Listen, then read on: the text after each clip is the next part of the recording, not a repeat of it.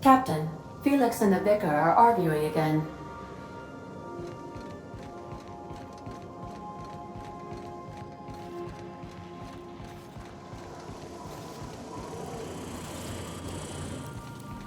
You don't think that's a problem? Whole ship's running on a computer's fancy. That'll make you nervous, Preacher? No, Felix. The concept of a ship computer does not make me nervous. Are you scared of Ada? I ain't scared of Ada. Good. I'm glad we cleared that up. It's just, she's a computer, Max. What happens when her equations tell her to cut off her oxygen? Or blast us all into space? Felix, Ada is not sentient. She can't act out of a sense of malice. Where do you get these ideas? I was watching true stories of mechanical murderers last night. Felix, I find your purity refreshing.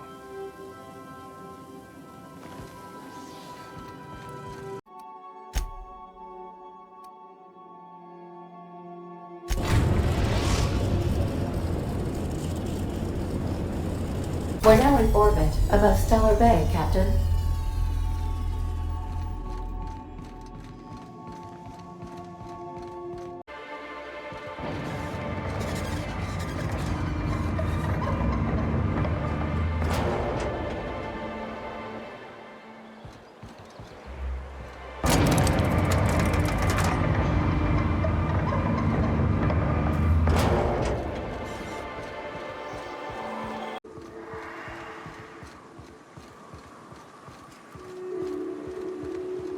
What was it like being one of them top rungers? Hey, my parents and their gold-shitting friends are top-rungers, not me. It wouldn't shock me if those fluffed-up hull heads actually did pass gold. They've got pills for that, and that's not even the weirdest thing I've seen. It ain't? Well, now you've got my interest.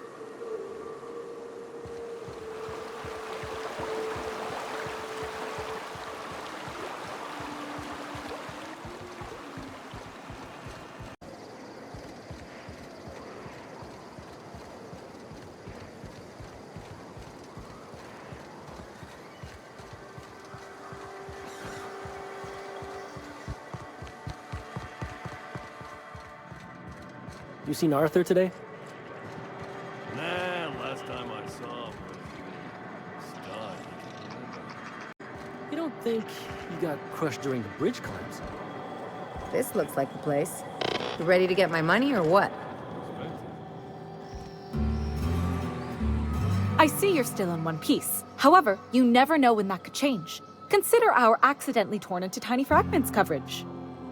Note that all of your fragments must be recovered and must be smaller than a standard bit cartridge for the payouts to kick in.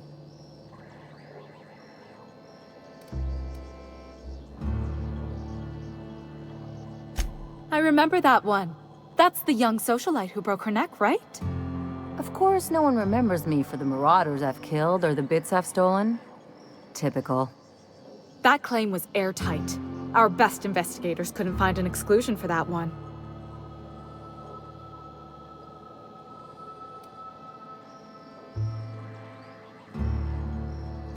Are you serious?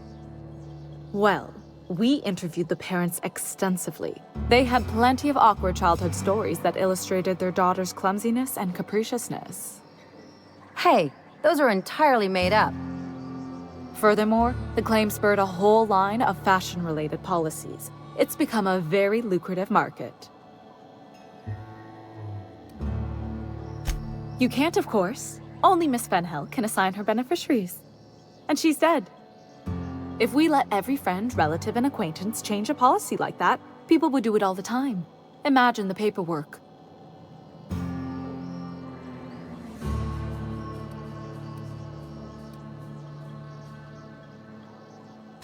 Oh, you mean hypothetically? Well, hypothetically, you'd access the terminal in the back room that contains data on all our policies. And you'd theoretically add the beneficiary of your choice. But you wouldn't actually do that, of course. That would be fraud.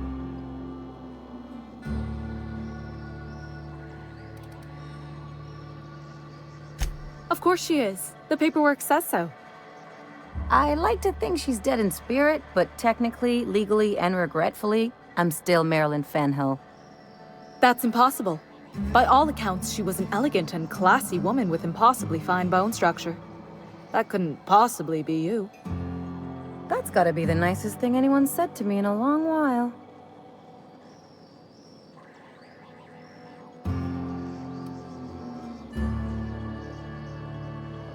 That's for the best. What can I do for you?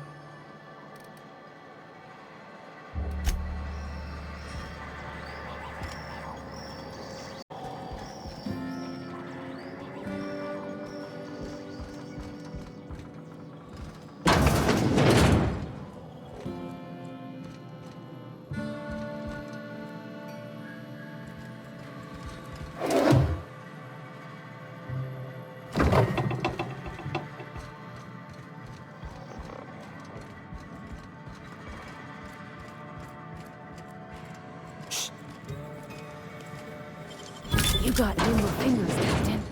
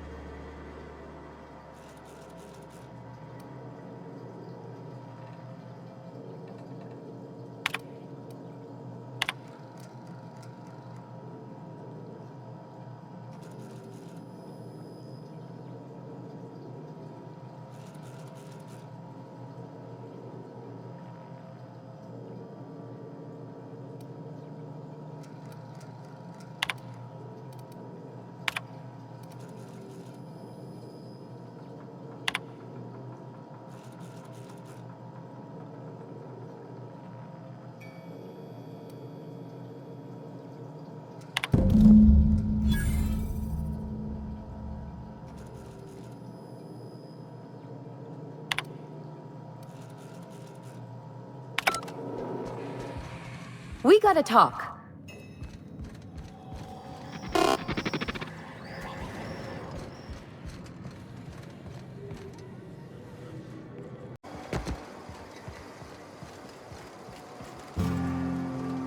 You really did it. Give these payouts a few years and I'll be rolling in it.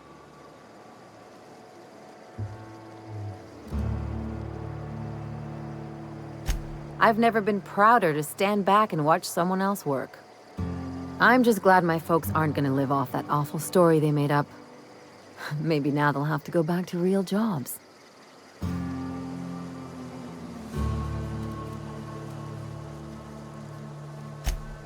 Come on, I thought we were celebrating. You want me to think about the future?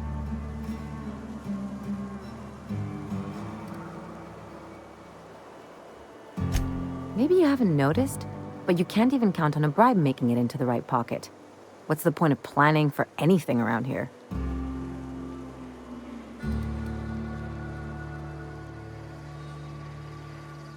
Hate to say it, but Halcyon's already there. Anyway, enough of that. You did a job for me, so here's your fee.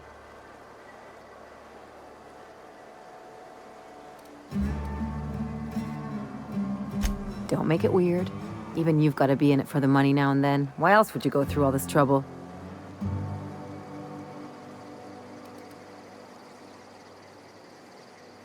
You sure? Because my kind of friends will pick your pocket clean while they're getting hammered with you.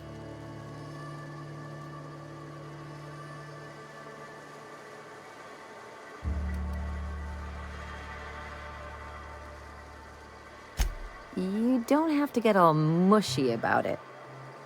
Still, maybe you've got a point. Maybe it's good to watch someone's back now and then so that one day they watch yours. So, you just keep the money. One of us has to look out for your interests.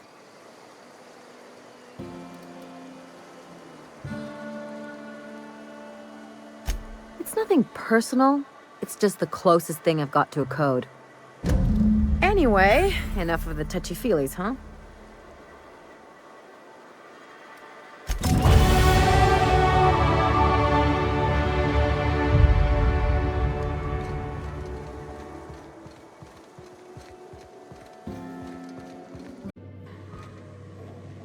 Captain, if you're looking for crew members Ellie or Felix, they're sharing a drink upstairs. So then I says, fine, I'll pay you back for all of it. With interest. Nice one. You must have had them quaking in their heels. I mean, I wasn't really gonna do it. I just wanted to make him feel bad. Pay you back with interest. I gotta remember that one. Would have felt better if it had worked. Something on your mind?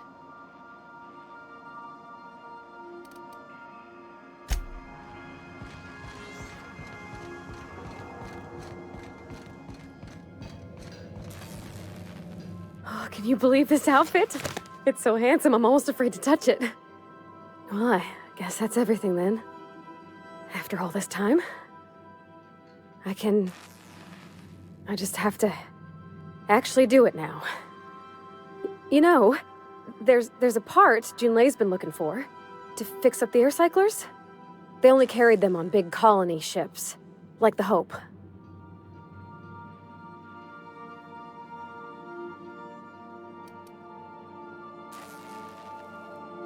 I know.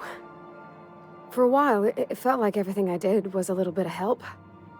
And it meant I didn't have to ask her to be mine. Not yet. Not for real. Next time we dock with Groundbreaker, I'm doing it. I'll send June a message and ask her over. Oh, this is real scary, Captain. I'm grateful for all you done.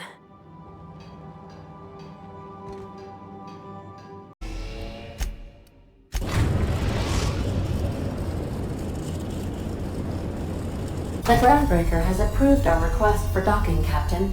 You're free to disembark.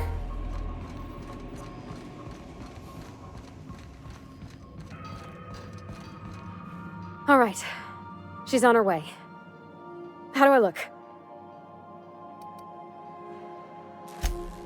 You bet I am. You don't want to know how much engine gun came off me in the shower.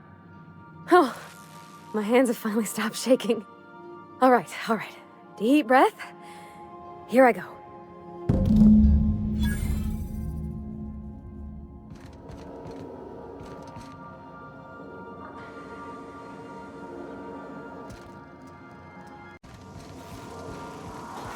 What a mess! What a mess! Anyhow, so I told him, Dad, I'm a big girl now. I ain't need your help. I can do it on my lonesome. What did he say to that? Have at it then. And he handed me his favorite wrench, the one he used for the canner. He's probably half as tall as I was. He didn't scold you for talking back to him? Nah, he was never like that. I always thought it was funny when I get indignant about something. Then he'd watch me do whatever it was, make sure I didn't get hurt, but he'd never interfere. I learned a lot that way. I wish I could have met him. Anyone who helped shape you must have been a special person.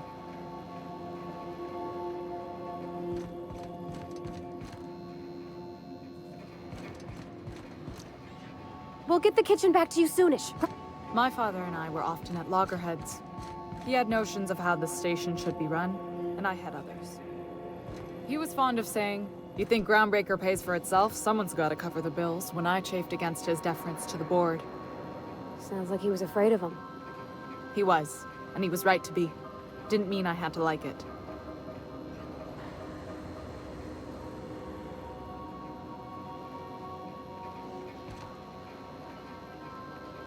Some of the What about your mama? I don't mean to pry, you just hardly mention her, and I've been wondering.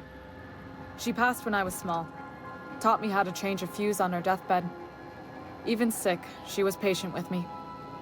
She kept exhaustive journals of my childhood, my father said. Like she was A/B testing child rearing. Must be you got that exacting nature from her. Exacting is a kind way to put it. Inflexible, my father would have said. Bull-headed. Cold.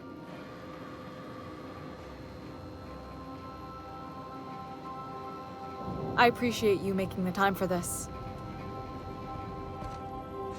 If you're cold, then I'm the void of space. Cold. That's the silliest thing I ever heard. Thank you.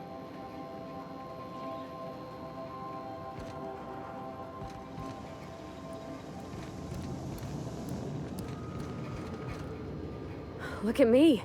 All dressed up for once.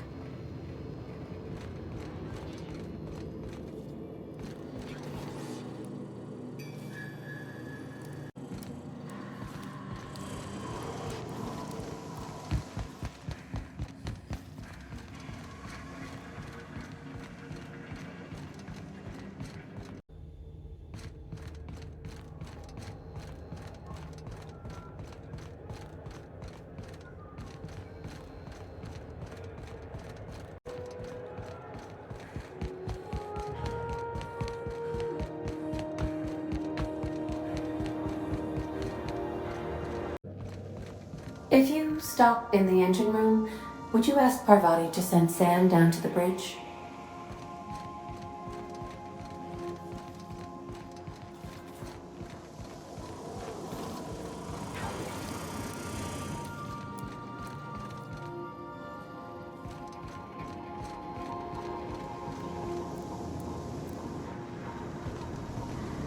So my dad, he told me, don't you let that boy push you around.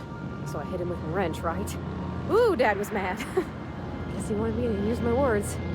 Not that I ever been good with those. He grounded me for a week. You wanna know a secret, Sam? It was worth it. Okay, Captain, she's gone.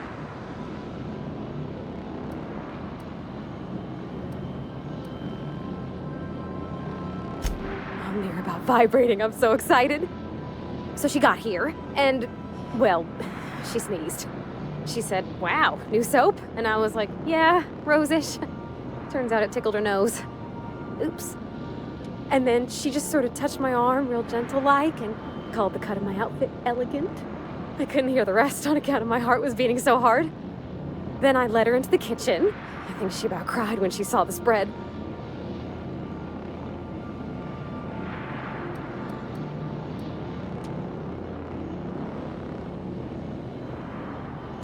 She stood stock still and just said, oh, real soft.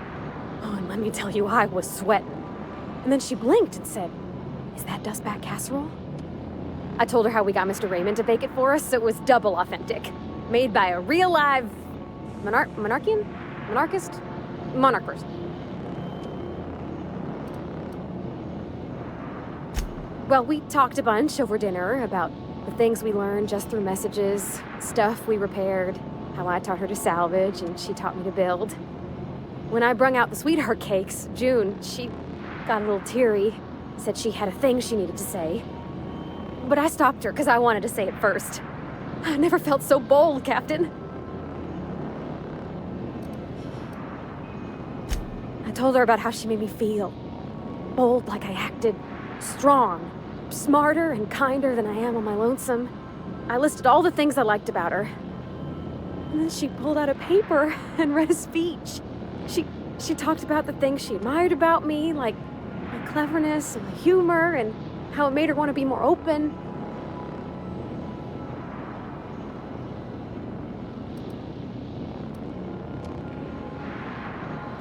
Anyhow, when she wrapped up, I asked her to be my girlfriend.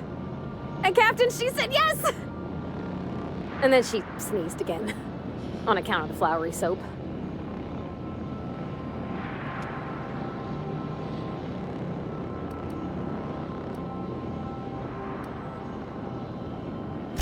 It's all on your account, you know. Imagine if you'd never taken me out of Edgewater. I'd have never met Junlei at all. I don't know nothing about the Vicar's capital P plan, but you've sure changed my life. So, if you don't mind, I'm just gonna head to my cabin and happy scream into my pillow for like an hour.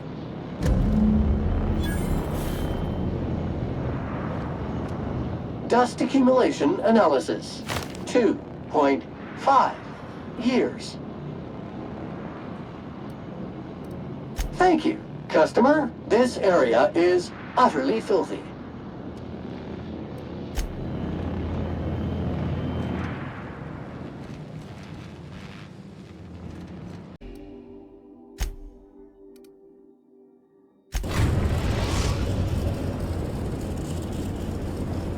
are now in orbit above Byzantium, Captain.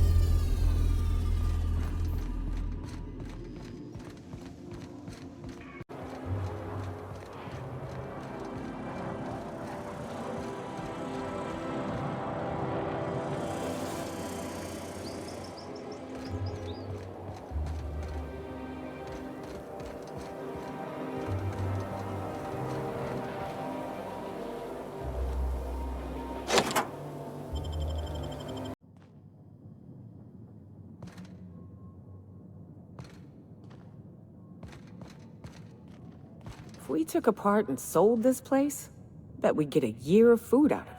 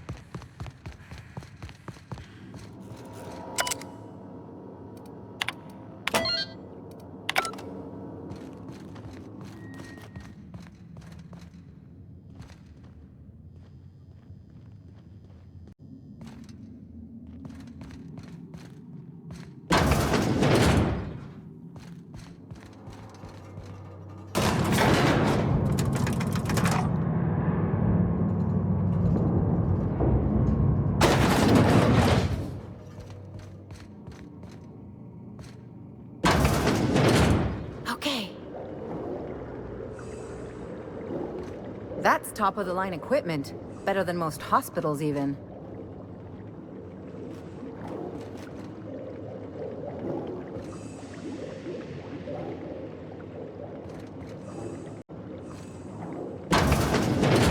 That's far enough. What are you doing here? How did you even get inside?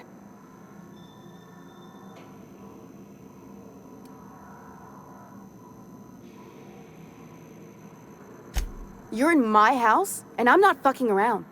Start talking.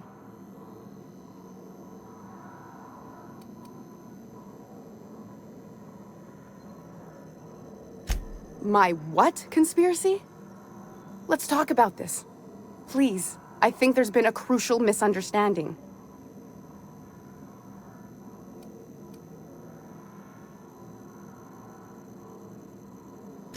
Just give me a second to explain myself. If you still want to shoot me, at least it'll be for an accurate reason. If you came looking for some elaborate scheme, it isn't here. All I'm doing is trying to keep Halcyon alive. What are you doing, Doctor? This information is beyond classified.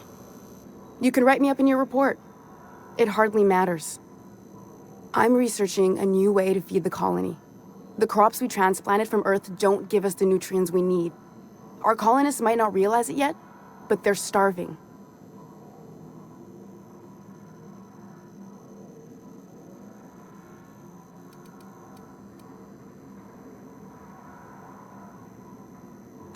A recent development, Captain.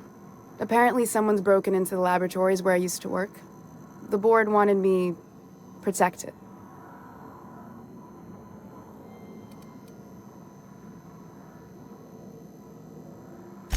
The food we grow here barely sustains human life. The colony won't last under these conditions. So, the board let me approach the problem from a different angle. I believed that I could adapt humans to live on Halcyon's terms. That I could change us. Give us the ability to derive sustenance from the nutrients the food does have.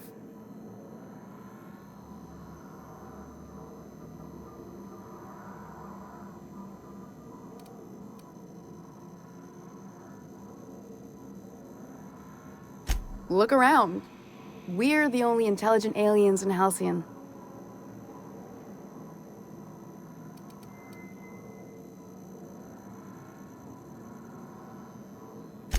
I know. I was there.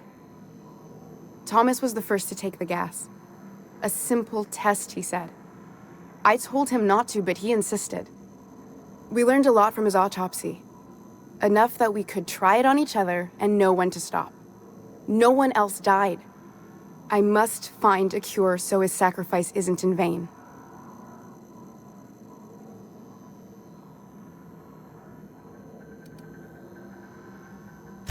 I wouldn't allow us to experiment on convicts or the unemployed. It's wrong, no matter what the law says. Everyone agreed. We accepted the risks. I'm desperate. I've already asked all the best institutes on Earth for help. Years ago, we sent a message out on the Cornelius Vanderbilt, but heard nothing back.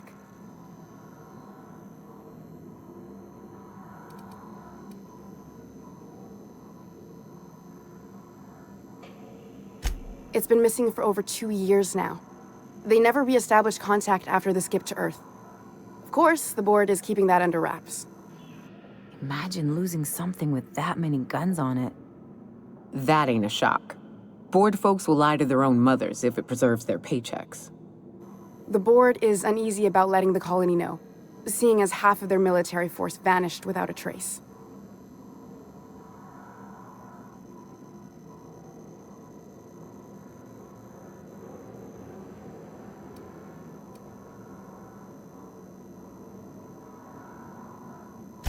Exactly.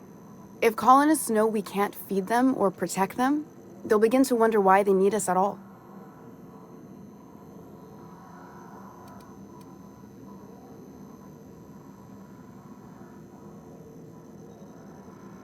Once we can replicate a success, the board will move to rewire our nucleon. With any luck, our next generation will be eating and thriving off halcyon crops. Knowing what the board considers a success, that doesn't give me a lot of hope. Fuck that. People are people, and ought to stay the way they were born. They start trying to tinker with my blood, I'll bury them. We haven't made enough strides to advance the plan. Hardly any at all. But we have to keep trying.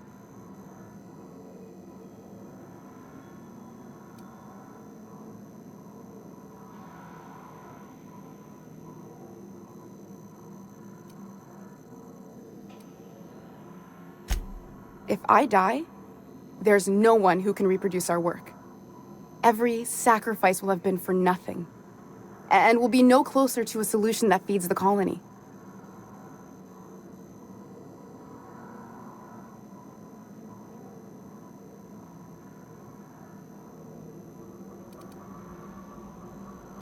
I try not to, at least when it comes to the moral dilemmas.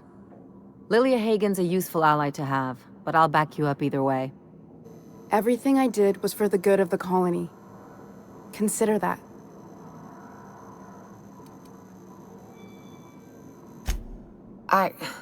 Look, cold-blooded murder ain't easy on my spirits. But this, all this research, all these experiments, it's wrong. It's all void damn wrong. I hope you know what you're doing, Captain. I leave it in your hands.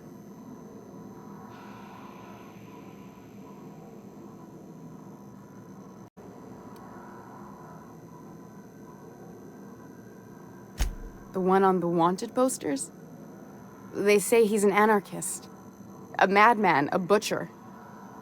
I'll do it. Doctor! What choice do I have, Commander?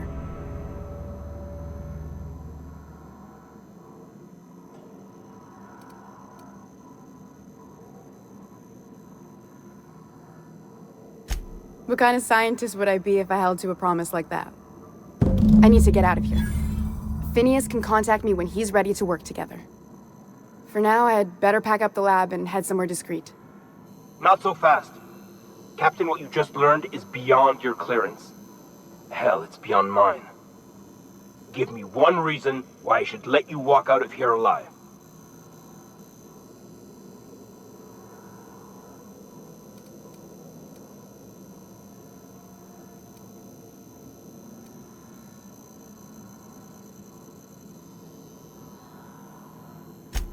Wrong answer. My kind of not bad, huh?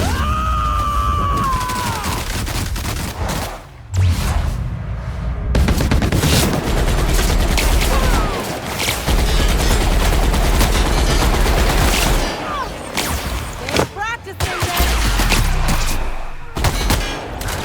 That was fun. Vibrations on me, folks.